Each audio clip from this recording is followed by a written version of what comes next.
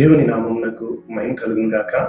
ప్రభునందు ప్రియులరా, మన ప్రభు రక్షకుడునైన క్రీస్తు యేసు పరిశుద్ధ నామంలో మీ అందరికీ శుభములు. 28వ తేదీ మే మాసము 2026 సంవత్సరం. ఈరోజు దేవుడు నిన్ను నన్ను ప్రేమించి మనకిస్తున్న గొప్ప అద్భుతమైన వాగ్దానం. ఈరోజు కూడా మనం ప్రార్థన కోసం నేర్చుకుంటున్నాం. ఈ ప్రార్థన ఎవరి కొరకు చేయమంటున్నాడు?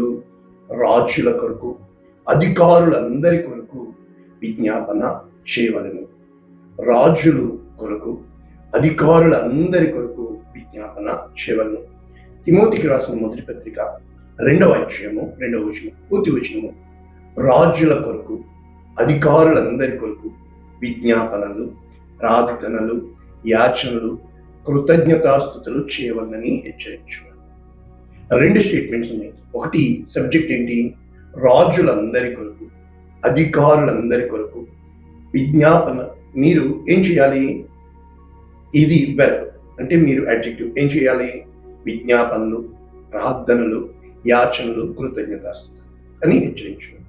ఇంగ్లీష్లో న్యూ ఇంటర్నేషనల్ వెర్షన్ ఎలా ఉందంటే, 1 Timothy chapter 2 verses 2, pray for the kings and all who are in authority. అంటే ఒకటి రాజుల కొరకు, 2 అధికారంలో ఉన్న వారందరి కొరకు. ఎలాగా? So that we can live peaceful and quiet lives marked by godliness and dignity. అంటే మనమందరము సుఖముగా, శాంతిగా, సంతోషముగా ఉండాలి అంటే వీరందరి కొరకు మీరు ప్రార్థించండి. ఇది పూర్తిగా ఎలా ఉందంటే, మనము 3 విషయాలుగా ఉంది. మొదటి వచనంలో ఫస్ట్ ఆఫ్ ఆల్, మొట్టమొదటిగా then I urge that petitions, అంటే నేను మీకు చెప్తున్నాను ఏమని? పిటిషన్స్ అంటే విజ్ఞాపనలు. 2 ప్రేయర్స్, ప్రార్థనలు. 3 ఇంటర్సెషన్స్ అంటే మధ్యవర్తిత్వము, యాచన, నిన్ను బట్టి కాదు వారిని బట్టి. And thanksgiving be offered for everyone. ఇవి మనం అందరిని బట్టి మనం దేవునికి చెల్లించాలి. ఎందుకు? ఆ ఎవ్రీవన్లో ఎవరున్నారు? Kings and all those in authority. రాజులు మరియు అన్ని ఏ స్థలాల్లో ఉన్న ఆయా అధికారుల నిమిత్తము. So that we may lead tranquil and quiet lives in all goodness and dignity. కనుక అవి మనకి క్షేమకరము. ఇవి కూడా తెలుగులో ఒకసారి చూసుకుంటే, మనము సంపూర్ణ భక్తి, ఇక్కడ భక్తి అని ఉంది. 2 మాన్యత కలిగి నెమ్మదిగా సుఖముగా బ్రతుకు నిమిత్తము. మనుషులందరి కొరకు. ఇక్కడ మనల్ని ప్రార్థన చేయమన్నాడు తప్ప మనం తిరుగుబాటు చేయమనలేదు. ఈ రోజున మనం ఎదిరించాలి, మన హక్కులు కాపాడుకోవాలి అని చెప్పి చాలా సభలు జరుగుతున్నాయి, చాలా విధాలుగా గందరగోళం జరుగుతుంది. కానీ దేవుడు నిన్ను నన్ను అధికారులను ఎదిరించమని చెప్పలా. ఆయన యందు తప్ప మరి ఏ అధికారము లేదని చెప్తున్నాడు. ప్రభుత్వాలను కలుగ చేయవాడని నేనే, కూలద్రోయవాడని నేనే, నీ ప్రార్థనను బట్టి నేను చేస్తాను అంటున్నాడు. నాకు మరుగై, నాకు అసాధ్యమైనదే, నేను చేయలేని కార్యము ఏదైనా కాదా? కనుక ఇట్టి నియమము ఏమంటున్నాడు పౌలు గారు? మన రక్షకుడు దేవుని దృష్టికి మంచిది, అనుకూలమునై ఉన్నది. కనుక ఇది మనము చెయ్యాలి అని దేవుడు ఆశపడుతున్నాడు, ఇష్టపడుతున్నాడు. ఎలా నేర్చుకోవచ్చు? మనము చాలా విషయాల్లో అన్యాయము జరుగుతున్నట్లుగా మన మనస్సు వార్నింగ్ ఇస్తూ ఉంటుంది. ఎప్పుడైతే మన మనస్సు వార్నింగ్ ఇస్తుందో దానికి ముఖ్య కారణం, 1 మనకి జీతం ఇవ్వకపోవడం, 2 ఇచ్చిన వారు కట్ చేయడం, 3 తగిన అంత జీతము మనకి ఇవ్వకపోవడం. అంటే ఓవరాల్ గా మనకి అన్యాయము జరుగుతుంది, ఫిక్స్ అయిపోతాం. కనుక ఈ అన్యాయాన్ని ఎదిరించడానికి మనము శక్తిని కూడగట్టుకుంటాం. తప్పులేదు, ఖచ్చితంగా మనం ఎదిరించాలి. దాన్ని బట్టి ఏం చేస్తాం? నెంబర్ 1, ఎవరికి చెప్పాలో వారికి చెప్పడానికి. నెంబర్ 2, ఎవరు ఈ విషయంలో సహాయం చేయగలరో వారి కొరకు. నెంబర్ 3, వీలైతే 10 మందిని వెళ్ళి నిలదీయడానికి. కనుక ఇవన్నీ కూడా ఈ లోకతంత్రాలు. కానీ దేవుడు ఎదురు చూస్తుంది, ఈ లోకము దాని నివాసులు నావారు, ఈ లోకమునైనను లోకములో ఉన్న దాన్నైనను మీరు ప్రేమించుకుడి. కనుక ఈ వాక్యాలు మనం చూసినప్పుడు ఇక్కడ మనకి చెప్పబడుతుంది యోహాను సువార్త 3:16. దేవుడు లోకమును ఎంతో ప్రేమించాడు. ఆయన లోకాన్ని ప్రేమించాడు. కారణము యోహాను 1:29 మనకు తెలుసు. ఇదిగో లోక పాపమును మోసుకొని పోవు దేవుని గొర్రెపిల్ల.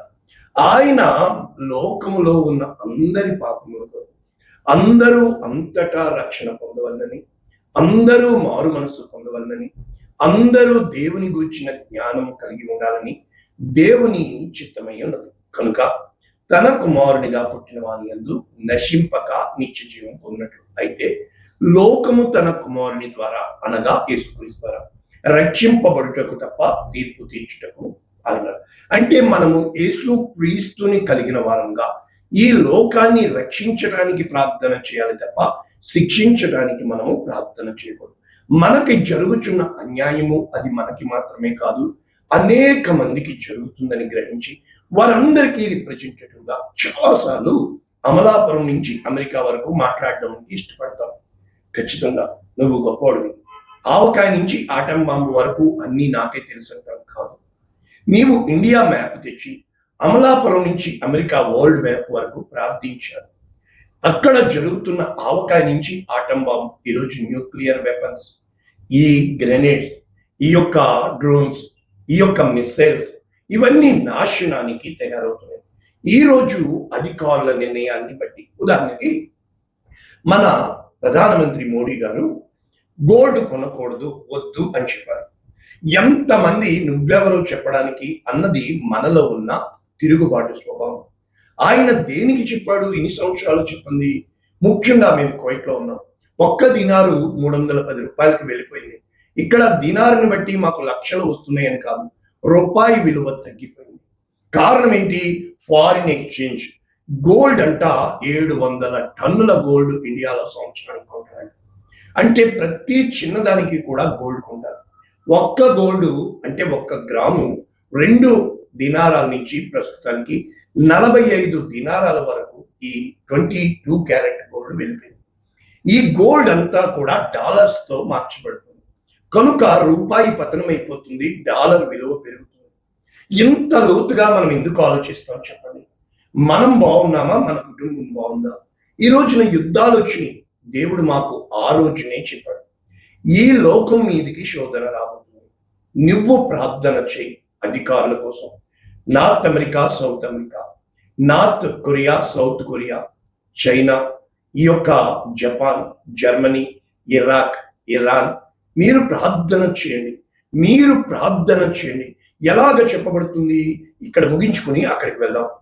విశ్వసించువాడు దేవుని యందు విశ్వాసం ఉంచట్లేదు కనుక అతనికి ముందుగానే తీర్పు తీర్చబడెను. కనుక ఆ తీర్పు ఏంటి? వెలుగు లోకములోనికి వచ్చింది, కానీ ఈ లోకము క్రియలు చెడ్డవైనందున మనుష్యులు వెలుగుని కాక చీకటినే ప్రేమించింది. కనుక చెడు క్రియలు చేయు ప్రతి వాడు వెలుగులో ఉండడు, వెలుగుని ద్వేషిస్తాడు. తన క్రియలు దుష్క్రియలుగా కనపరిచినట్లు వెలుగు యొద్దకు రాడు. అయితే ఎవరైతే సత్యాన్ని అనుసరించి నడుస్తాడో తన క్రియలు దేవుని మూలంగా చేయబడి ఉన్నవని ప్రత్యక్షపరచబడినట్లు వెలుగునొద్దకు వచ్చును అని యేసు క్రీస్తు ప్రభుల వారు చెప్పారు. కనుక ఇక్కడ మనం చూసినప్పుడు ఇర్మియా గ్రంథము 29వ అధ్యాయం 7వ వచనం స్పష్టంగా ఇర్మియా ద్వారా అక్కడ ఉన్న ఇశ్రాయేలులకు, చెరపట్టబడిన ఇశ్రాయేలులకు ప్రవక్త చెప్తున్నాడు, నేను మిమ్మును చెరగొని పోయిన పట్టణము యొక్క క్షేమము కోరి దాని కొరకు యెహోవాను ప్రార్థన చేయండి, దాని క్షేమము మీ క్షేమమున కాదు. అంటే మనము బాగున్నామా అనేకంటే మన యొక్క గ్రామమును బట్టి, మన ఇరుగు పొరుగు వారిని బట్టి, మన పల్లెటూరులను బట్టి, పట్టణాలను బట్టి, కార్పొరేషన్లను బట్టి, కేంద్రాలను బట్టి, సెంటర్స్ని బట్టి, సిటీస్ని బట్టి మనం ప్రార్థన చేసినప్పుడు, అంటే నీవు ప్రార్థనలో దేవునితో కూర్చున్నప్పుడు, ఆయన అమెరికాలో డాలర్ని ఎలా చేస్తారో కూడా, అమెరికాలో ఎవరో ఎక్కడో యాక్సిడెంట్లో ఇప్పుడు మరుక్షణంలో వెళ్తున్నారు, నువ్వు నాకు ప్రార్థన చేయి, నేను తప్పిస్తానంటాడు. అంటే నువ్వు ప్రార్థనలో కూర్చున్నప్పుడు నిన్ను నీవు మరిచిపోయి నీ క్రియల కోసము కాక, నీ అవసరాల కోసం కాక, దేవుడు నీతో తన అవసరాలు చెప్పే విధంగా తన యొక్క స్థితిగతులు నువ్వు అర్థం చేసుకునేవాడిగా సమూయేలు చెప్పినట్లు నీ దాసుడు ఆలకించుచున్నాడు, ఉత్తరమిమ్ము. అంటే నీవు సెలవియ్యి, నేను ఆలకిస్తాను. ఇక్కడ యోహాను, అక్కడ దానియేలు చెప్తారు, అది నీకే తెలియను, నీవు నాకు తెలియపరచు, ఇది నీకు తెలుసా. ఎప్పుడు కూడా ఆయన తెలియచేయాలని ఇష్టపడుతూ ఉంటాడు, ఆయన మాట్లాడాలని ఇష్టపడతాడు, మనము వినాలని ఆయన ఎదురు చూస్తూ ఉంటాడు. ఇప్పుడు షడ్రక్ మేషక్ అబేద్నెగో వారి విషయంలో అక్కడ స్పష్టంగా ఒక రాజాజ్ఞ, డిగ్రీ ప్రారంభించబడింది. అయితే ఎప్పుడైతే ప్రారంభించబడిందో ఆ యొక్క ప్రతిమకు తప్ప ఎవ్వరూ ప్రార్థన చేయకూడదు, వీరు చేయము అన్నారు. కానీ వీరు రాజు కోసం ముందుగానే ప్రార్థన చేసి సిద్ధపడ్డారు. రాజుల హృదయాలు యెహోవా చేతిలో నీటి కాలువల వలె ఉన్నది. 6 ఉగ్రత చూపించరు, ప్రేరేపించు శక్తిని దేవుడు బంధిస్తాడు, గద్దిస్తాడు. ఎప్పుడైతే బబులోను రాజు అయిన నెబుకద్నెజరుకు 7 కోపం వచ్చిందో అగ్నిగుండము 7 అయినా కూడా ఆ కోపాన్ని బట్టి కాక, శిక్షను బట్టి కాక, రక్షించుటకు సామర్థ్యుడైన దేవుని యందు వారు విశ్వాసం ఇచ్చి ప్రార్థించి సిద్ధపడ్డారు కనుక అగ్ని గుండములో వేసేస్తున్నా కూడా వాళ్ళు విజ్ఞాపన, ప్రార్థన, యాచన, కృతజ్ఞతాస్తుతులు ఎప్పుడైతే చెల్లించారో అగ్నిగుండంలో దేవుడు కార్యం చేశాడు. మొత్తం బబులోనుకి డిగ్రీ వెళ్ళింది. ఇటువంటి దేవుడు షడ్రక్ మేషక్ అబేద్నెగోరు సేవించుచున్న దేవుడే దేవుడు, ఆయన తప్ప వేరొక దేవుడు లేడు. 2 దానియేలు గృహ మనకి బాగా తెలుసు. అక్కడ కూడా ఎప్పుడైతే దేవునికి ప్రార్థన చేయకూడదు అని చెప్పి ఒక డిగ్రీ వచ్చిందో, ప్రార్థన యందు పట్టుదల కలిగి ఎప్పటి మారుగా ముమ్మారు ఆ వాకిటి తలుపులు తెరిచి యెరూషలేము తట్టు చూచి క్షేమము కొరకు ప్రార్థించాడో అతని ప్రార్థనకి పరీక్ష పెట్టబడింది. ఇప్పుడు దానియేలుకి పెట్టబడాల, ప్రార్థనకి పరీక్ష పెట్టబడింది. ప్రార్థన ఆలకించువాడా, సర్వ శరీరులు నీ యొద్దకు రావాలి. ఇప్పుడు ప్రార్థన ఆలకించువాడు ఇతన్ని ప్రార్థన చేసేవాడిని సింహాల గుహలో వేస్తున్నారు, ఖచ్చితంగా పడుతున్నాడు. అయితే దేవుని కార్యాలు జరుగుటకు ఇక్కడ రాజుకి మనస్సు లేదు ఇతన్ని వేయడానికి, కానీ రాజు మనసు దానియేలు మీద ఉంది. కానీ అధికారుల మనసు కఠినపరచు. ఎప్పుడైతే అధికారుల మనస్సు కఠినమైందో ఇక్కడ అధికారమును బట్టి ద పవర్, ద డిగ్రీ, దాన్ని రాజు ఏమీ చేయలేడు కనుక పిఎంఓ, ప్రైమ్ మినిస్టర్ ఆఫీసర్, దానికి ఉన్న అధికారాలు. ఆ స్టాంప్ లేకుండా పిఎం అనేవాడు మారుతూ ఉంటాడు, సీఎం అనేవారు మారుతూ ఉంటారు, కానీ ఆ ఆఫీస్ కి అధికారాలు ఉంటాయి కనుక ఎప్పుడైతే ఆ ఆఫీస్ కి ఉన్న అధికారాలను బట్టి ఆఫీసర్స్ వారు ఇతన్ని దానియేలుని సింహాల గుహలో వేశారు. కానీ రాజు హృదయము నీటి కాలువల వలె ఉంది, ఏమి చేయలేదు. అధికారం ఎప్పుడైతే ఉందో దానియేలుని సింహాల గుహలో వేశారు. కానీ దానియేలు ప్రార్థనకి ఇటు రాజు కాదు, అటు సింహాలు కాదు, యావత్తు సృష్టి తల ఉంచింది లోక అధికారము తప్ప. ఎప్పుడైతే లోక అధికారాన్ని దేవుడు హేళన చేయాలో సింహాల గుహలో కార్యం చేశాడు. రాజు తెల్లవారుజామున వచ్చాడు. జీవము గల దేవుని సేవకుడు అయిన దానియేలు, నీవు అనుదినము తప్పకుండా సేవించుచున్న నీ దేవుడు ఈ సింహాల గుహ నుండి నిన్ను తప్పించిన. ఎప్పుడైతే రాజు చిరంజీవి అగునుగాక, నేను నీకు నమ్మకంగా ఉన్నాను కనుక గంతులు వేశాడు, కార్యాలు జరిగినాయి. అధికారాన్ని దేవుడు కొట్టివేశాడు, అధికారాన్ని కొట్టి. నెహెమ్యా గ్రంథం మనకు తెలుసు. ఎస్తేరు గ్రంథానికి వస్తే రాజు హృదయము ఆ యొక్క ఎస్తేరు గెలుచుకుంది, కానీ అధికారమునకు రాజు కూడా ఏమి చేయలేడు. శాసనం లిఖించబడింది, ఏమైనా చేయండి, శాసనాన్ని నేనేమి చేయలేను. I don't have the power to over rule the degree. ఎప్పుడైతే ఆ అధికారమును ప్రార్థన చేసి 3 రోజులు ఉపవాసం ఉండి ఆ అధికారమును కొట్టివేయుటకు అధికారము కలదు, పై అధికారము కలదు. ఎప్పుడైతే వీరు పై అధికారము, నాకు సర్వ శక్తిని, సర్వ అధికారము ఇవ్వబడింది, ఆకాశమందు, భూమి మీద, భూమి కింద పాతాను, ఆ సర్వాధికారి క్రియలు వీరు ఘనపరిచారో, ఇంకొక లేఖనము, ఇంకొక డిగ్రీ, దీన్ని తక్కువ చేసే జ్ఞానంతో నింపబడ్డారు. ఇక మనం చూస్తే దానియేలు 2వ గ్రంథంలో రాజు ఒక దర్శనము చూసి మరచిపోతాడు. జ్ఞానులందరినీ చంపేమని డిగ్రీ ఇస్తారు. ఆ జ్ఞానుల్లో షడ్రక్, మేషక్, అబేద్నెగో, దానియేలు ఉన్నారు. అయితే దానియేలు వెళ్ళి రాజుకి చెప్తాడు, రాజా, మీరు నాకు సమయం ఇవ్వండి, ఈ అధికారమును కాసేపు స్టే తీసుకొస్తాడు. అప్పుడు భూమి ఆకాశములు సృజించిన దేవునికి మొర్రపెట్టి రాజు ఏ కళ చూశాడో మర్చిపోతాడు, చూపించమంటాడు. పరలోకము నుండి ఆ కృప దానియేలుకి అనుగ్రహించబడుతుంది.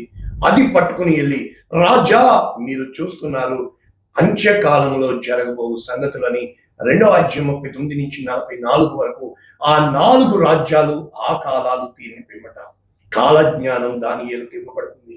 ఈ రోజున అధికారుల కోసం మనం ప్రార్థించాలి అంటే మొట్టమొదట లోబడి ఉండుట. లోబడనొల్లని ప్రజల వైపు దినమంతయు నా చేతులు చాపుచున్నాను కనుక రోమీయులకు రాసిన పత్రిక 11:32 అందరి ఎడల కరుణ చూపవలని దేవుడు అందరినీ అవిధేయత స్థితిలో మూసి బంధించున్నాడు. దేవుని యొక్క బుద్ధి జ్ఞానముల బాహుల్యము ఎంత గంభీరము, ఆయన తీర్పులు శోధింప అసత్యములు కనుక ఆయన మార్గములలో మనము ఎప్పుడైతే ముందుకు వెళ్తామో ప్రభువునందు ప్రియులారా, దేవుని యొక్క వాక్యము స్పష్టముగా నీకు నాకు ఈ రోజు చెప్తున్నాడు. పేతురు గారు చెప్తారు, మనుష్యులు నియమించు ప్రతి కట్టడకు ప్రభువు నిమిత్తము లోబడి ఉండు. మొత్తము విషయాల్లో ఒక్కటే నేను నేర్చుకున్నాను బైబిల్లో, లోబడి ఉండు. ఎప్పుడైతే నీవు లోబడి ఉంటావో రాజు అందరికీ అధిపతి అనియు, నాయకులు దుర్మార్గులకు ప్రతిదండన చేయుట, సన్మార్గులకు మెప్పు కలుగుటకు రాజు వలన పంపబడిన వారని ఈ లోకమునకు మీరిట్లు యుక్త ప్రవర్తన గలవారే అజ్ఞానముగా మాట్లాడు వారి నోరు మోయించు. ఫరో పంపిస్తాడు. ఎవరికి? మనము చూస్తాము, యోసేపు చెరసాలలో ఉంటాడు, కానీ ఫరో దగ్గర నుంచి వస్తుంది, తీసుకురండి. దానియేలు సింహాసనం నెబుకద్నెజరు. ఈ రోజున నీ జీవితంలో, నా జీవితంలో రాజు చేత వర్తమానము పంపబడుతుంది.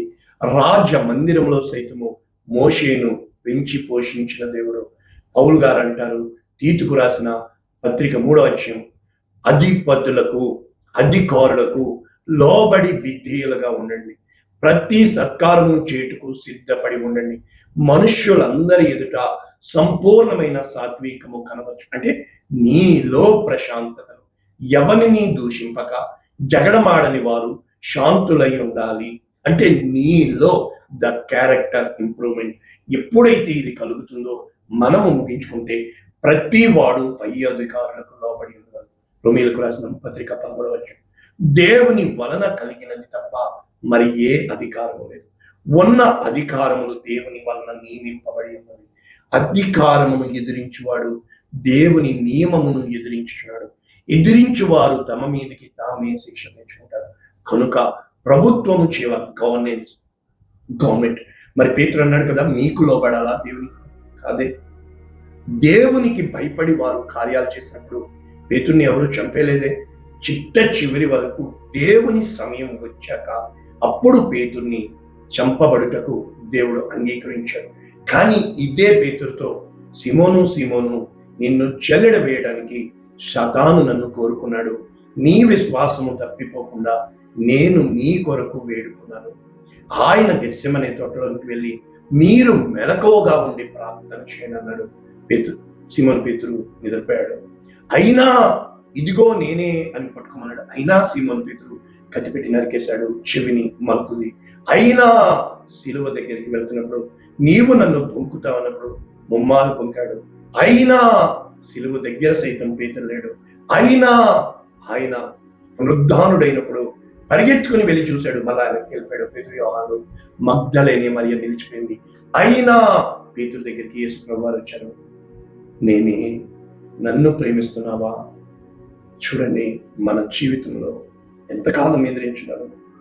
అక్కడ చెప్తాడు, నీ మనసు సిద్ధపడిన తర్వాత ఈ నా ప్రజలను నీవు మేపు. కనుక దేవుడు నిన్ను తన ప్రజలకి పాలకుడిగా, ఒక దావీదు వలె, ఒక అధికారిగా కాదు, అధికారముతో కాదు, ప్రేమతో కార్యాలు చేయాలని ఇష్టపడుతున్నాడు. ఇది వాక్యము.